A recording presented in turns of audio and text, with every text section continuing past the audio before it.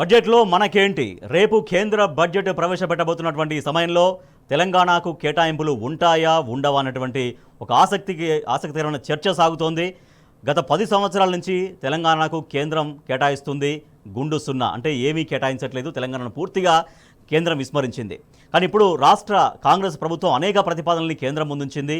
అసలు ఏమాత్రం తెలంగాణను వైపు పట్టించుకోకుండా ఉన్నటువంటి కేంద్రం నిజంగా 1,63,500 కోట్ల ఆర్థిక సాయం డిమాండ్లను, ఆ ప్రతిపాదనల్ని కనీసం పరిశీలిస్తుందా లేదా? ఆ స్థాయి ప్రతిపాదనల్ని కేంద్రానికి అసలు ఎట్లా పెట్టారు, ఎందుకు పెట్టారు? నిజంగా అసలు కేంద్రం ఏమాత్రం పట్టించుకున్నటువంటి ఈ సమయంలో, అంటే 10 సంవత్సరాలుగా కేంద్రానికి ఎటువంటి సాయం లేకపోయినా కూడా అన్ని రంగాల్లో చాలా గొప్పగా రాష్ట్రాన్ని ముందుకు తీసుకెళ్లే గత బీఆర్ఎస్ ప్రభుత్వాన్ని అనేది ఆర్థిక నిపుణులు కూడా చెప్తూ ఉంటారు. కానీ ఇంత భారీ డిమాండ్లు, భారీ ప్రతిపాదనలు పెడితే కేంద్రం కనీసం పట్టించుకుంటుందా, పట్టించుకోదా అన్నటువంటి అంటే ఏ స్పృహతో కాంగ్రెస్ ప్రభుత్వం పెట్టింది అన్నటువంటి చర్చ సాగుతుంది. మా ఇన్పుట్ ఎడిటర్ సూరజ్ మనకు లైవ్లో అందుబాటులో ఉన్నారు. Right Suraj, good evening. Suraj, రాష్ట్రం బడ్జెట్ కోసం కేంద్రం నుంచి ఎంతగానో ఎదురు చూస్తుంది. గత 10 సంవత్సరాలుగా ఎంత చూసినా, ఏమీ ఆశించినా ప్రయోజనం మాత్రం శూన్యం, ఎప్పుడు దక్కేది గుండు సున్నా మాత్రమే. కానీ ఈసారి భారీ స్థాయిలో ప్రతిపాదనలు పంపించింది, భారీ స్థాయిలో రాష్ట్ర ప్రభుత్వం అడిగింది. అంటే నిజానికి కేంద్రం ఆ స్థాయిలో కేటాయింపులు ఉంటాయా ఉండవా అనేటువంటి ఒక క్లారిటీ, ఒక అవగాహన కాంగ్రెస్ ప్రభుత్వం దగ్గర ఉన్నట్టు కనిపిస్తుందా, లేనట్టు కనిపిస్తుందా? నిజంగా రేపు బడ్జెట్లో మనకేంటి అంటే ఎటువంటి చర్చ సాగుతుంది? ఆర్థిక నిపుణులు ఏం అంచనా వేస్తున్నారు? రాజేష్, ఒక్క మాటలో చెప్పాలంటే రేపు కేంద్ర బడ్జెట్ రాబోతుంది. కేంద్ర బడ్జెట్లో రాష్ట్రానికి అంటే మనకేంటి అన్న ప్రశ్న తలెత్తినప్పుడు మనకు గుండు సున్నా అన్న సమాధానమే ఆర్థిక విశ్లేషకుల నుంచి వస్తుంది. ఎందుకంటే గతం చూసుకుంటే కూడా ఇదే రివాజు కొనసాగుతుంది. కేంద్రం ఏదన్నా విధించదలుచుకుంటే మాత్రమే అది కూడా సెంట్రల్ డివల్యూషన్ అంటే ట్యాక్స్ డివల్యూషన్ రూపంలో రావాల్సి ఉంది, కేంద్ర ప్రాయోజిత పథకాల రూపంలో రావాల్సి ఉంది, అలాగే గ్రాంట్ ఎయిడ్స్ రూపంలో రావాల్సి ఉంటుంది. వీటన్నిటి రూపంలో ఏదైనా కేంద్రము దయతలిచి ఇస్తేనే తప్ప రాష్ట్రం తరఫున ఏదైనా డిమాండ్ ఇస్తే ఇప్పటి వరకు ఇచ్చిన దాఖలాలు లేవు. ఇక ఆర్థిక సంఘాలు ఏర్పడుతున్నా రాష్ట్రాల అవసరాలు తీర్చడానికి ఆర్థిక సంఘాలు రాష్ట్రాల విజిట్లకు సందర్భంగా పవర్ పాయింట్ ప్రజెంటేషన్లు తీసుకోవడానికి మాత్రమే పరిమితం అవుతున్నాయి. కానీ అవి కూడా వాటి నిర్దేశిత టార్గెట్ల మేరకు రాష్ట్రాలకు ఆయా రాజకీయ నేపథ్యాలకు అనుగుణంగా కేటాయింపులు జరపడమే తప్ప ఇప్పటివరకు రాష్ట్రాలకు ప్రత్యేకించి ఒరిగింది ఏం లేదు. అంటే ఒక మాటలో చెప్పాలంటే కేంద్రంలో కనుక ఒక పార్టీ అధికారంలో ఉండి రాష్ట్రంలో మరో పార్టీ కనుక అధికారంలో ఉంటే ఆర్థిక సంఘం కూడా విధించే నిధులు అంతంత మాత్రమే అని చాలా స్పష్టంగా చెప్పాల్సి ఉంటుంది. ఈ నేపథ్యంలో మరి కాంగ్రెస్ రాష్ట్రంలో పాలన ఉన్న కాంగ్రెస్ కేంద్రానికి ఏకంగా 1,62,500 కోట్ల రూపాయల మేరకు ఆర్థిక సాయం అందించాలనే ఒక ప్రతిపాదనను పంపింది. ఇందుకు సంబంధించి దఫాదఫాలుగా ఢిల్లీకి వెళ్ళిన ప్రతిసారి కూడా ముఖ్యమంత్రి రేవంత్ రెడ్డి, డిప్యూటీ సీఎం మల్లు భట్టి విక్రమార్క వీళ్ళంతా కూడా కేంద్ర పెద్దలను కలవడం జరిగింది. వాళ్లకు రాష్ట్ర అవసరాలను విన్నవించి ఆర్థిక సాయం చేయాలని చెప్పేసి కోరుతూ వస్తున్న పరిస్థితి మనం చూస్తూనే ఉన్నాం. ఇప్పటి వరకు ముఖ్యమంత్రి రేవంత్ రెడ్డి ఢిల్లీకి 29 సార్లు వెళ్ళినా కానీ కాంగ్రెస్ పెద్దలను కలవడం కంటే ఎక్కువ కేంద్ర ప్రభుత్వంలో ఉన్న పెద్దలను కలవడానికే ప్రాధాన్యత ఇచ్చారు. గతంలో చోటాబాయ్ బడాబాయ్ అన్న కాన్సెప్ట్ను రేవంత్ రెడ్డి తీసుకొచ్చిన విషయం తెలిసిందే. నరేంద్ర మోడీ నాకు బడాబాయ్ లాంటి వాడు, నేను అతనికి చోటాబాయ్ లాంటి వాడిని, కేంద్ర రాష్ట్ర సంబంధాలు పటిష్టపరుస్తాము, కేంద్రం నుంచి రాష్ట్రానికి ఏమైనా ఉంటే తీసుకొస్తామని చెప్పేసి రేవంత్ రెడ్డి ప్రకటించిన విషయం తెలిస్తే, ఈ ప్రకటన జరిగిన తర్వాత కూడా రాష్ట్రంలో ఒక బడ్జెట్ వచ్చింది. ఆ బడ్జెట్ కంటే ముందు కేంద్ర బడ్జెట్ వచ్చింది. ఆ బడ్జెట్లో రాష్ట్రానికి అందిన నిధులు కేవలం అంతంత మాత్రంగానే అన్న విషయం తెలిసిందే. ఆ రాష్ట్ర బడ్జెట్ గత ఏడాది చూసుకుంటే కనుక దాదాపుగా 21,600 కోట్ల రూపాయలు కేంద్రం నుంచి ఆర్థిక సాయం అందుతుంది వివిధ రూపాల్లో అని చెప్పేసి అంచనా వేసుకుంటే దాంట్లో కేవలం 22% మాత్రమే రాష్ట్రానికి వచ్చిన దుస్థితి. అంటే దాదాపుగా 4,700 కోట్ల రూపాయలు మాత్రమే కేంద్రం నుంచి అందాయి. మిగిలినవన్నీ కూడా గంగలో కలిసిపోయాయని చెప్పాల్సి ఉంటుంది. ఈ నేపథ్యంలో ఇంత అనుభవం ఉండి కూడా ఈ ఏడు 1,62,500 కోట్లకు కేంద్రానికి ఆర్థిక సాయం. సూరజ్, ఈ ప్రభుత్వానికి గతంలో అనుభవాలు అంటే అవగాహన లేకనా? ఎందుకంటే మీరు అన్నట్టుగా ఎంతో అడిగితే కానీ కొంచెం ఇచ్చినటువంటి గత పరిస్థితి ఉంది. అంటే ఇప్పుడు మరి ఏకంగా ఇంత స్థాయిలో అడిగితే కనీసం దీన్ని పట్టించుకుంటారా, పరిశీలిస్తారా అనేది ఏమైనా ఒక అవగాహనతో కాంగ్రెస్ ప్రభుత్వం అడిగినట్టు ఉందా? లేదంటే సరే ముందైతే అడిగేద్దాం తర్వాత సంగతి అన్నటువంటి ధోరణిలో ఆలోచించినట్టుగా కనిపిస్తుందా? ఖచ్చితంగా ముందు అడిగేద్దాం తర్వాత సంగతి చూద్దాం అన్నట్ల ధోరణినే కనిపిస్తుందని చెప్పాల్సి ఉంటుంది. ఉదాహరణకు తీసుకుంటే కనుక మూసీ ప్రక్షాళన కార్యక్రమాన్ని రాష్ట్ర ప్రభుత్వం చేపట్టిన విషయం తెలిసింది. అసలు ఈ మూసీ ప్రక్షాళన కార్యక్రమాన్ని ఎందుకు చేపట్టారు, ఎవరు చేపట్టమంటే చేపట్టారు, దీనికి సంబంధించి దాదాపుగా వేలాది కోట్ల రూపాయలు కేంద్రం నుంచి రాష్ట్ర ప్రభుత్వం ఆశిస్తుంది. మరి ఈ మూసీ ప్రక్షాళన కార్యక్రమాన్ని ప్రజల డిమాండ్ మేరకు తీసుకొస్తున్నారా లేదా రాష్ట్ర ప్రభుత్వంలో ఉన్న పెద్దల అవసరాల కోసం తీసుకొస్తున్నారా, అసలు ఈ ప్రాజెక్ట్ ఎందుకు, దీన్ని ఎవరు అడిగితే తెర మీదకి తెచ్చారు, ఎందుకు ఈ కార్యక్రమాన్ని టేకప్ చేశారన్న విషయంపైన పెద్ద ఎత్తున చర్చ జరిగిన విషయం తెలిసిందే. ఈ నేపథ్యంలోనే ఇట్లాంటి ప్రాజెక్టులకు కూడా కేంద్రం నుంచి నిధులు అడగడం అంటే వాళ్ళ అవసరాలు తీర్చుకోవడానికా లేదా ఆ మూలధనం ఏదైతే ఉందో ఆ భారాన్ని కేంద్రం పైన వేయడానికి అన్న ఒక చర్చ కూడా జరుగుతుంది. ఇంకా విచిత్రమైన పరిస్థితి ఏంటంటే 1,62,500 రూపాయల సంబంధించిన ప్రతిపాదన స్ప్లిట్ కనుక తీసుకుంటే మనం ఒకసారి చూద్దాము. రీజనల్ రింగ్ రోడ్డుకు 34,367 కోట్ల రూపాయల సాయాన్ని కేంద్రాన్ని రాష్ట్ర ప్రభుత్వం అర్థిస్తుంది. ఇక ఈ RRR చుట్టూ రేడియల్ రోడ్డు నిర్మాణానికి దాదాపుగా 45,000 కోట్ల రూపాయలు రాష్ట్ర ప్రభుత్వం కేంద్రాన్ని అడుగుతుంది. ఇది కాక మూసీ పునరుజ్జీవనానికి 14,100 కోట్ల రూపాయలు అడుగుతుంది రాజేష్. ఇక మెట్రో రైల్ ఫేజ్ 2కు 24,269 కోట్ల రూపాయలు అడుగుతుంది. హైదరాబాద్ సీవరేజ్ మాస్టర్ ప్లాన్ కోసం కూడా 17,212 కోట్ల రూపాయలు అడుగుతుంది. వరంగల్లో కూడా భూగర్భ డ్రైనేజ్ నిర్మాణం కోసం దాదాపుగా 4,170 కోట్ల రూపాయలు అడుగుతుంది. ఇక బందర్ అంటే మచిలీపట్నం నుంచి హైదరాబాద్ వరకు డ్రై పోర్ట్ కోసం కూడా దాదాపుగా 17,000 కోట్ల రూపాయల ఆర్థిక సాయం అడుగుతుంది. ఇవన్నీ చూసుకుంటే కనుక 1,63,500 కోట్ల రూపాయలు అవుతున్నాయి. అసలు ఇది సాధ్యమేనా, ఇంత అంచనా ఇంత వేసుకోవచ్చా, ఇంత కేంద్రాన్ని అడగచ్చా అనే అంచనా రాష్ట్ర ప్రభుత్వం తప్పిందనే విషయం ఆర్థిక విశ్లేషకుల నుంచి అందుతున్న సమాచారం. అడగడానికి దరిద్రమే ఉంది, ఎంత తోస్తే అంత అడిగేద్దామన్న ధోరణి. అయితే ఇట్లా అడిగినా కానీ నోరు ఖాళీ అవడమే కానీ ఇప్పటివరకు కేంద్ర ప్రభుత్వాలు స్పందించి రాష్ట్రాలకు ఒరగబెట్టింది ఏమీ లేదన్నది కూడా ఆర్థిక నిపుణులు విశ్లేషిస్తున్న పరిస్థితి చాలా స్పష్టంగా కనిపిస్తుంది. ఈ నేపథ్యంలోనే స్వీయ ఈ స్థాయిలో అడిగాము, దాదాపు 1,60,000 కోట్లకు పైగా అడిగాము, కానీ కేంద్రం ఇవ్వలేదు అని రాష్ట్ర ప్రజలకి మరిన్ని అంటే పథకాల విషయంలో కావచ్చు మరో రకంగా కన్విన్స్ చేయడానికో దేనికైనా ఉపయోగపడుతుంది అనేటువంటి ఒక ఆ భావనతో కూడా ఆ ఉద్దేశంతో కూడా ఈ స్థాయిలో అడిగిందా అనేది.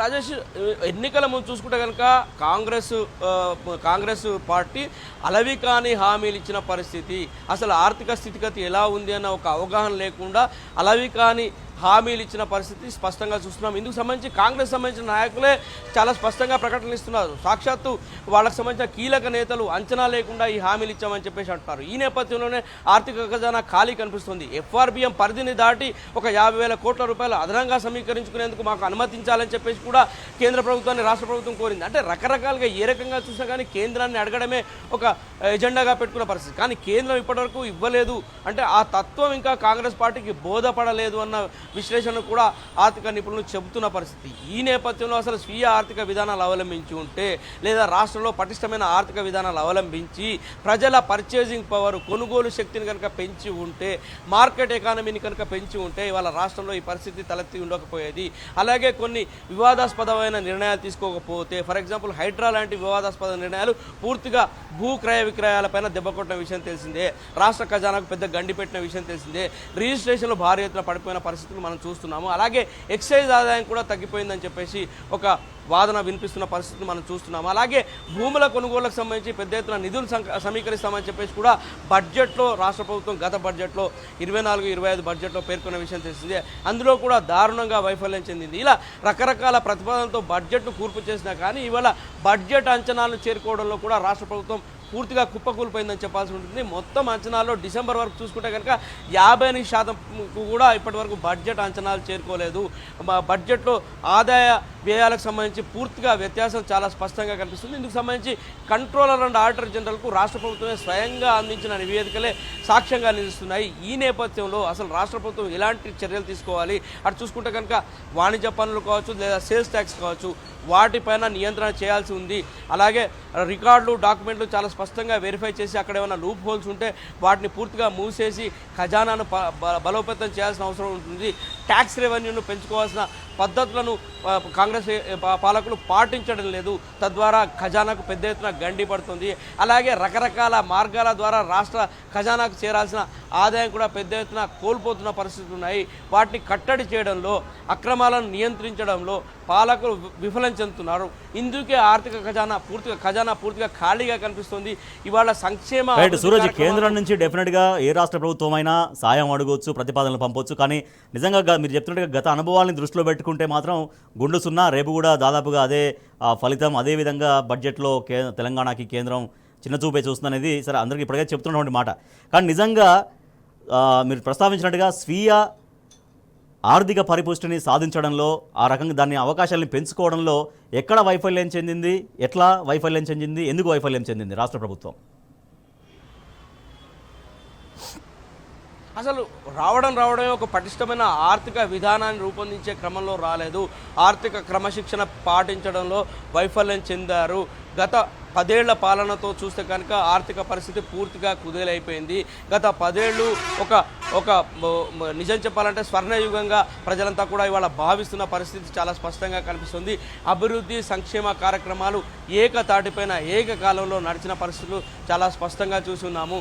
రైతు భరోసా రైతు బంధు అంటేనేమి, లేదా పెన్షన్ స్కీమ్స్ అంటేనేమి, ఇతరత్ర రైతు బీమా అంటేనేమి, ఇలాంటి సంక్షేమ కార్యక్రమాలు, అటు కాళేశ్వరం ప్రాజెక్టు లాంటివి కావచ్చు, ఇరిగేషన్ ప్రాజెక్టులు, మిషన్ భగీరథ లాంటి ప్రాజెక్టులు, అభివృద్ధి కార్యక్రమాలు కావచ్చు, ఇట్లా ఏకతాటిపైన ఒకే క్రమంలో ముందుకు సాగిన పరిస్థితులు మనం చూసి ఉన్నాము. ఇవన్నీ కూడా ఏకకాలంలో ఇప్పుడు ప్రస్తుతం కాంగ్రెస్ ఏలుబడిలో ఆగిపోయిన పరిస్థితులు చాలా స్పష్టంగా కనిపిస్తున్నాయి. అభివృద్ధి అనేది కుంటుపడిపోయింది. అటు సంక్షేమం కూడా పాక్షికంగానే అమలవుతుంది, కానీ పూర్తి స్థాయిలో సంక్షేమ కార్యక్రమాలు ప్రజలకు ఆ ఫలాలు అందడం లేదు. గ్రామ సభలు అంటున్నారు, గ్రామాల్లో ప్రజలను భాగస్వాములు చేస్తామంటున్నారు, కానీ ఇది విఫలమైన ప్రయత్నం అని చెప్పేసి కూడా విశ్లేషకులు భావిస్తున్నారు. ఎందుకంటే ప్రజల దగ్గర నుంచి ఒక క్లియర్ మ్యాండేట్ తీసుకున్న తర్వాత పాలకులు మళ్ళీ గ్రామ సభల పేరిట ప్రజల దగ్గరకు పోవడము పూర్తిగా ఒక తిరోగమన సిద్ధాంతంగా వాళ్ళు వివరిస్తున్న పరిస్థితి కనిపిస్తుంది. అంటే ఇవాళ పాలకులకు ఒక దార్శనికత లోపించింది, ఒక దీర్ఘ ప్రణాళిక లోపించింది. ఒక దీర్ఘకాలంగా ఆలోచించి ఒక దీర్ఘకాలిక ప్రణాళిక రచిస్తే కనుక ఆర్థిక పరిపుష్టికి ఒక దోహదం చేసే విధంగా ఒక నిర్ణయం చేసి ఉంటే కనుక ఖచ్చితంగా ఇవాళ విశ్వనగరంగా పేరు పొందిన హైదరాబాద్ పూర్తిగా కుప్పకూలిపోయిన పరిస్థితి, ఇక్కడ పెట్టుబడులు కుప్పకూలిపోతున్న పరిస్థితి, ఇక్కడ వ్యాపారస్తులు నైతిక స్థైర్యాన్ని కోల్పోతున్న పరిస్థితి, ఇక్కడ రియల్ ఎస్టేట్ వ్యాపారులు ఇతర చెన్నై లాంటి, బాంబే లాంటి నగరాలకు వలసలు వెళ్తున్న పరిస్థితి, ఇవన్నీ కూడా ఆర్థిక స్థితిగతిపైన స్పష్టమైన ప్రభావాన్ని చూపుతున్నాయని చెప్పాల్సి ఉంటుంది. ఇవన్నిటి నేపథ్యంలోనే రాష్ట్ర ఖజానా గండిపడుతుంది. ఇవాళ సంక్షేమ అభివృద్ధి కార్యక్రమాలకు రాష్ట్ర ప్రభుత్వం చేతుల్లో నిధులు లేకుండా పోయాయి. అవి కుంటుపడడంతోనే ఇవాళ కేంద్రం వైపు రాష్ట్రం బేలగా చూస్తున్న పరిస్థితి, పాలకులు బేలగా చూస్తున్న పరిస్థితి. దాంట్లో భాగంగానే కేంద్ర ప్రభుత్వంతో మేము సత్సంబంధాలు నేర్పుతున్నాము, కేంద్ర రాష్ట్రాల మధ్య పటిష్టమైన సంబంధాలు ఉన్నాయి, మోడీ బడే బాయ్ అయితే నేను చోటే బాయ్ అనే ఈ వ్యాఖ్యలన్నీ కూడా ఆక్రమంలో వస్తున్నాయి. అందుకే ఈ పరిస్థితి అని చెప్పేసి కూడా సూరజ్, రాష్ట్రం ఏర్పడిన దగ్గర నుంచి గత 9-10 సంవత్సరాలుగా కూడా కేంద్రం నుంచి రాష్ట్రానికి వచ్చింది గుండు సున్నా, ఏమాత్రం ప్రోత్సాహకాలు అందరు లభించలేదు. అయినా కూడా సొంతంగా తన కాళ్లపై తాను ఎట్లా తెలంగాణ నిలబడ్డదనేది అందరి గమనంలో ఉంది. అంటే ఇప్పుడు ఆర్థిక రంగ నిపుణులు అవన్నీ కూడా ఏం చెప్తున్నారు? సరే, ఇప్పుడు కాంగ్రెస్ ప్రభుత్వం అడుగుండొచ్చు కాక, బట్ 9-10 సంవత్సరాల కాలంలో తనకు తానుగా ఎట్లా ఎదిగిన తీరుని, తెలంగాణ ఎదిగి నిలబడ్డ తీరుని ఎట్లా గుర్తు చేసుకుంటున్నారు? ముఖ్యంగా మూలధన వ్యయం పైన ఆధారపడి ఉంటుంది. కేసీఆర్, తొలి ముఖ్యమంత్రి కేసీఆర్ దార్శనికతలో ఖచ్చితంగా రాష్ట్ర ప్రజల పర్చేసింగ్ పవర్ పెంచడం, మార్కెట్ ఎకానమీని పెంచడం ద్వారా స్వీయ ఆర్థిక విధానాలను పరిపుష్టపరుచుకున్నారు. ఈ కమర్షియల్ ట్యాక్స్ రంగంలో కావచ్చు, లేదా సేల్స్ ట్యాక్స్ రంగంలో కావచ్చు, ఉన్న లూప్ హోల్స్ను మూసేందుకు శాయశక్తిలా కృషి చేయడం జరిగింది. రాష్ట్ర జీడిపిని పెంచే క్రమంలో అనేక నిర్ణయాలు తీసుకోవడం జరిగింది. రాష్ట్ర స్థూల ఆర్థిక విధానాన్ని పూర్తిగా మెరుగుపరిచే క్రమంలో ఒక విజన్ను ప్రదర్శించడం జరిగింది. అనేక రంగాల్లో కూడా అభివృద్ధి సూచి చాలా స్పష్టంగా పురోగమించిన దాఖలాలు కూడా ఉన్నాయి. అంతర్జాతీయ స్థాయిలో పెట్టుబడులను విశ్వనగరానికి ఆహ్వానించిన పరిస్థితులు ఉన్నాయి. యువతకు ఉపాధి కల్పించిన పరిస్థితులు ఉన్నాయి. అలాగే రైతాంగము, పల్లెపట్టులో ఉన్న ప్రజలకు వాళ్ళ పర్చేసింగ్ పవర్, కొనుగోలు శక్తిని పెంచడం, తద్వారా రెవెన్యూను సంపాదించుకోవడం, ఇట్లా అనేక రకాల చర్యలు తీసుకోవడం వల్ల రాష్ట్ర ఆర్థిక పరిపుష్టి కోసం స్వీయ ఆర్థిక విధానాలను గతంలో తొలి ముఖ్యమంత్రి కేసీఆర్ అవలంబించిన కారణంగా ఎక్కడ కూడా కేంద్రం పైన ఆధారపడాల్సిన అవసరం తలెత్తలేదు. ఒకవేళ ఏదైనా పరిస్థితిలో ఆధారపడాల్సి వచ్చినా కానీ ఖచ్చితంగా దాన్ని కేసీఆర్ తిరస్కరించిన పరిస్థితే మనం చూసి ఉన్నాము. ఫర్ ఎగ్జాంపుల్ అనేక రకాల కేంద్ర ప్రాయోజిత పథకాలకు Right. రాష్ట్రం తరఫున కొంత కంట్రిబ్యూషన్ చేయాల్సి ఉంటుంది.